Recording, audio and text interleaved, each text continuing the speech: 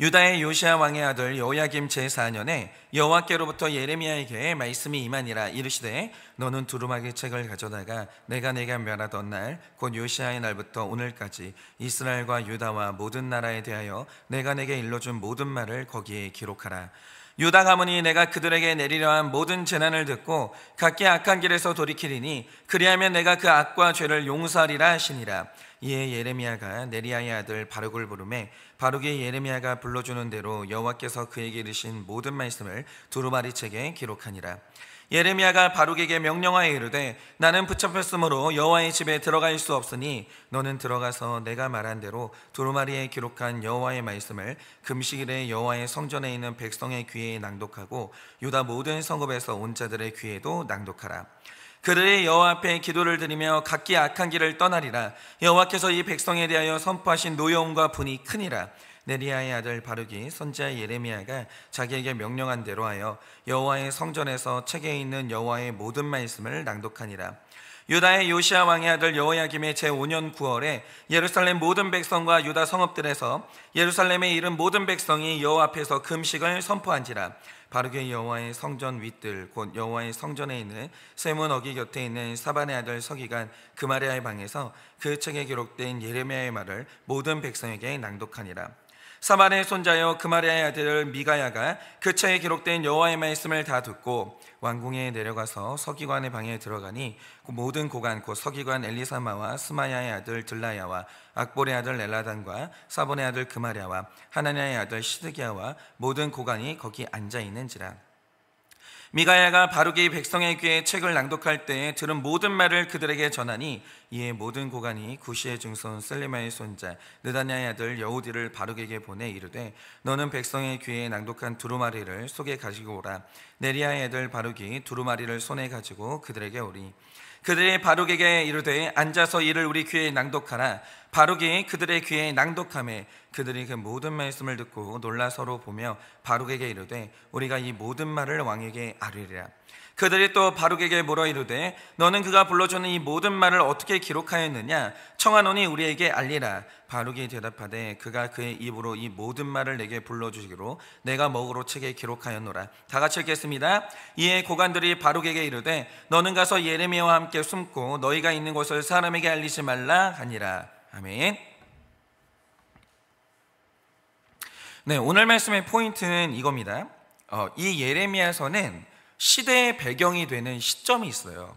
그 시점이 언제냐 하면 남유다가 망하는 바로 그날이에요. 기본적인 시점이 그거라는 거죠. 남유다가 망했던 바로 그날입니다. 근데 그게 바로 주전 이제 586년인 거죠. 그런데 여러분이 오늘 말씀 1절을 보시면 지금 시작을 어떻게 하냐면 이렇게 합니다. 요시야 왕의 아들 여호야김 제4년에 라고 해요. 그럼 이게 언제냐? 남유다가 망하는 지금 시점으로부터 19년 전의 시점이에요. 그러면 이게 뭘 의미하냐? 자, 지금 현재 남유다가 망했어요. 그러면 19년 전에 도대체 어떤 일이 있었길래 오늘 남유다가 망했는가? 바로 그 기원을 찾고 이유를 설명하는 게 오늘의 말씀이라는 거죠. 그러면 이 남유다가 망한 이유를 밝히는 오늘 말씀은 우리 자신에게 굉장히 중요한 거예요. 원인을 알아야 오늘 현재 나의 삶이 해석이 되거든요. 이걸 모르면 오늘 현재 내가 해석이 안 되는 거예요. 그러면 19년 전에 오늘 망한 나의 삶의 원인이 거기에 있는데 19년 전에 무슨 일이 있었습니까? 그러면 오늘 말씀은 그 이유를 뭐라고 밝히냐? 자, 바로 그걸 3절에서 말해주는데요. 이렇게 설명합니다. 모든 재난을 듣고 각기 악한 길에서 돌이키리니 그리하면 내가 그 악과 죄를 용서하리라. 이렇게 기록되어 있거든요. 그런데 이 말씀을 보면 되게 구조는 단순해요. 너희가 악을 행했는데 돌이키지 않았으니 용서를 받지 못한 거라니까 쉽게 이렇게 말할 수 있지만 그런데 이렇게 볼 게 아니에요. 이 말씀을 잘 보면 고도의 신학적인 요소가 있는 거예요. 그게 뭐냐? 자, 말씀을 잘 보시면 사람이 재난의 말씀을 듣고 악한 길에서 돌이키리니 그리하면 내가 그 악과 죄를 용서하리라 이렇게 되어 있어요. 그런데 이 말씀을 잘 보시면 악한 길에서 돌이키는 것과 죄를 용서하는 것을 연결시키는 접속사로 그리하면 이라는 단어가 써져 있는 거예요. 그러니까 잘 보세요. 그리하면이 없으면 두 개가 연결이 안 되는 거예요. 그리하면이 굉장히 중요하다는 거죠. 그런데 이 그리하면이 모든 말씀의 키가 되는 굉장히 중요한 단어예요. 왜냐? 자, 하나님이 용서라는 행위를 하시려면 사람이 죄와 악에서 돌이켜야 되는데, 죄에서 돌이키게 하는 것도 하나님이 하시고 용서하는 것도 전부 하나님이 하시는 일이면 가정법을 쓰면 안 되는 거예요. 내가 반드시 다 해, 넌 걱정할 필요 없어, 이렇게 해야 되는 거예요. 그런데 히브리어 원문을 봤을 때 그리하면이라는 이 접속사에 가정법의 요소가 있는 거예요. 그러니까 이런 거죠.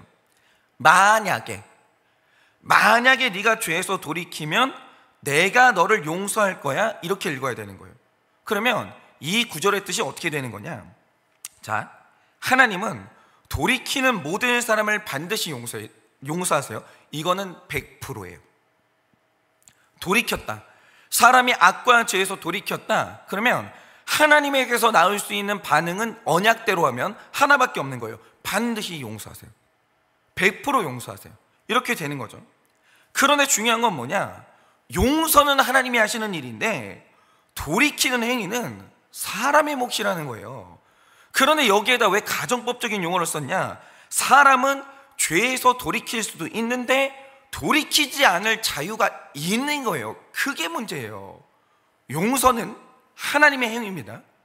돌이키는 것은 사람의 행위예요. 그런데 내가 돌이킬지 말지는 내 선택이라는 거예요. 내 선택.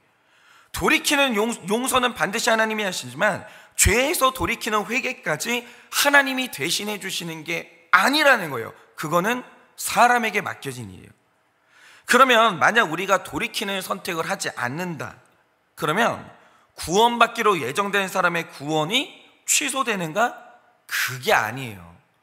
그러니까 이게 신구약을 통합해서 봤을 때 그걸 말하는 게 아니라는 거죠. 자유의지는 한 번 택함 받는 사람은 반드시 구원을 받아요.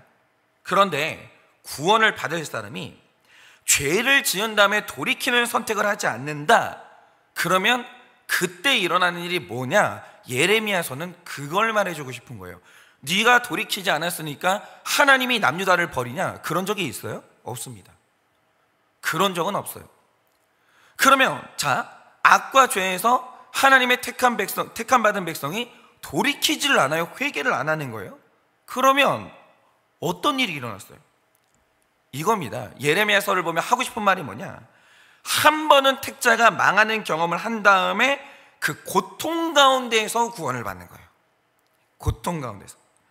그런데 하나님 말씀 앞에 순종하는 사람, 연약해서 내가 죄를 지을 수도 있지만 즉시 인정하고 빨리 돌아오는 사람은 딱 그만큼의 징계를 피하고 용서를 받아 하나님의 사랑 가운데서 구원받는 거예요. 이거는 천지차이입니다. 고통 중에 구원받는 것과 사랑과 평안 중에 구원받는 것, 이건 뭐냐? 내 선택이라는 거예요. 내 선택. 그러니까 여러분, 신앙생활하면서 인간의 선택이라는 행위가 얼마나 중요한지를 모르실 거예요. 굉장히 중요합니다. 아무리 그가 택자라 할지라도 여러분, 성경에 기록된 복을 택자가 못 받는 경우가 많아요. 여러분은 이 땅을 살아가는 날 동안 내가 하나님의 자녀 맞습니다. 그런데 성경에 기록된 하나님의 그 복, 하나님의 사랑, 하나님의 평안, 죽는 날까지 누리지 못하는 사람이 존재할 수 있다라는 거예요.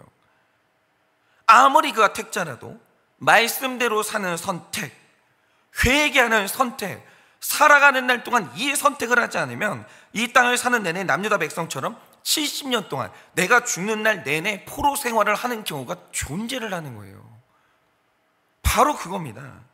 징계를 당해야 되는 거예요. 그러나 말씀을 듣고 내가 적용을 하는 선택, 말씀이 들을 때마다 죄를 회개하는 선택, 애초에 죄는 맛도 보지 않고 모양도 흉내내지 않는 거룩한 삶을 살아가는 이 선택을 하면 이 땅에서 그는 하나님하고 화목해요. 왜 하나님이 그를 징계하십니까?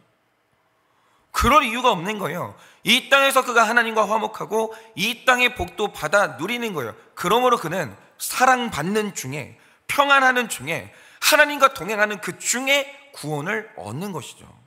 그래서 성화의 과정 안에서는 하나님의 은혜가 굉장히 중요해요. 그러나 동시에 사람의 거룩한 선택은 그 무엇보다 중요해요. 왜냐? 우리는 하나님이 자유의지를 주셨기 때문에 우리가 하나님 말씀대로 사는 선택을 할 수도 있지만 그러지 않은 선택을 할 자유가 있기 때문이에요. 그러므로 어떤 사람이 오늘도 믿는 택자인데 그가 하나님의 사랑을 경험하지 못하고 영적으로 메마르면서 오늘 그가 하나님의 지지를 받지 못해 광야를 걸어간다? 그건 자기 삶의 결론이에요. 자기 삶의 결론이에요. 여러분, 모든 택자의 가정이 평안해요? 여러분, 맞습니까? 그러니까 예수 믿으면 저절로 하나님이 그 가정의 화목과 평안함을 지켜주세요? 천만의 말씀이에요. 천만의 말씀이에요. 자, 우리가 신결혼할 수 있어요. 그러나 중요한 건 뭐냐? 내가 아내를 사랑하고 남편을 복종하는, 내가 오늘도 내 삶의 모든 더러운 것들을 끊어내는 내 선택이 없다. 그러면 택한 자의 가정이라 할지라도 불행해요. 평안하지 않아요. 그럴 얼마든지 그렇게 될 수 있다는 거죠. 그러니까 모든 것은 뭐냐? 이 땅에서는 내 삶의 결론이에요. 내 삶의 결론이에요. 여러분, 선택 중요합니다. 내가 하는 어떤 선택은 반드시 그 결과를 불러와요. 요거 도둑놈 심보 가지시면 안 돼요. 하나님 나라에서는 그런 게 없어요.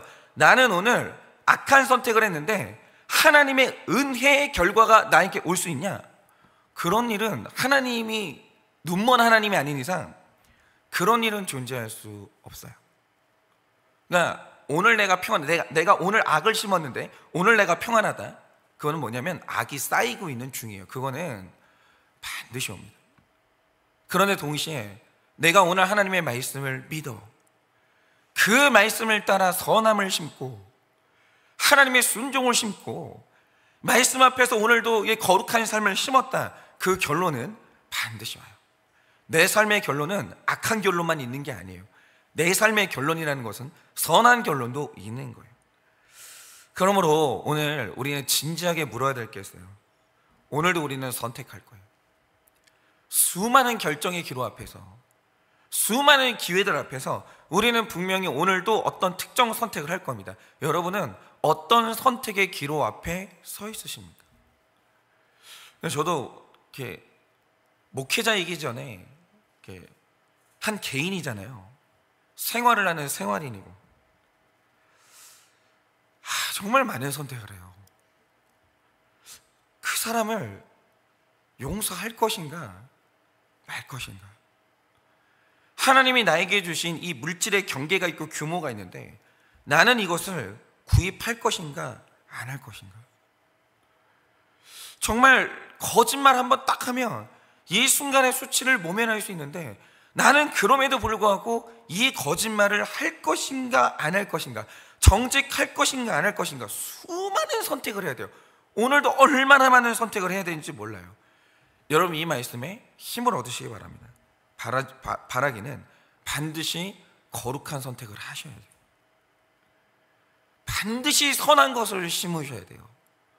하나님 말씀을 거기에 심으셔야 돼요. 그래서 오늘 망하게 된 남유다와는 전혀 다른 은혜의 길을 걷는 여러분들 되시기를 예수님의 이름으로 축원합니다. 이 시간에 제가 기도하고 축도함으로 예배를 마치겠습니다. 기도하겠습니다. 하나님, 오늘 이 남유다가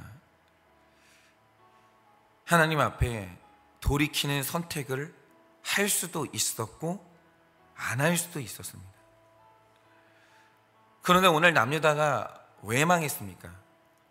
19년 전에 하나님이 기회를 주시는데, 하나님의 말씀을 하시는데, 그럼에도 불구하고 그들이 악과 죄에서 돌이키는 선택을 하지 않으니 19년 후에 망하는 결론이 오는 것입니다. 하나님, 오늘 우리 삶 가운데 왜 고난이 왔습니까? 왜 우리 가정은 화목하지 않습니까? 왜 나의 삶이 허물어져 내렸습니까? 내가 택자인데, 내 교회를 다니는 사람인데, 난 하나님을 믿는 사람인데 왜 나의 삶에 이런 결론이 왔습니까? 그것은 나의 선택을 뒤돌아봐야 합니다. 나는 어떤 선택을 해야 하는가? 내가 정말 그 순간순간마다 나를 감찰하시는 여호와 하나님의 그 눈길을 의식하며 오늘도 거룩한 삶과 선한 것들을 심었는가? 오늘 우리는 뒤돌아봐야 할 것입니다. 그러니 오늘 이 말씀을 미리 받은 우리는 오늘 반드시 선한 선택, 거룩한 선택을 하여 우리의 19년 후가 부흥의 결과를 불러오는 오늘 우리의 삶이 될 수 있도록 은혜를 허락하여 주시옵소서. 지금은 우리 주 예수 그리스도의 은혜와 하나님 아버지의 그 크신 사랑과 성령님의 위로하시고 교통하여 주시는 그 역사하심이 오늘도 나의 삶의 선택의 순간에 하나님의 말씀을 믿음으로 거룩한 것들을 심어 19년 후에 하나님의 아름다운 약속을 보기를 원하는 사랑하는 모든 주의 종들의 머리 위에 지금으로부터 영원 무궁토록 함께 있을지어다. 아멘.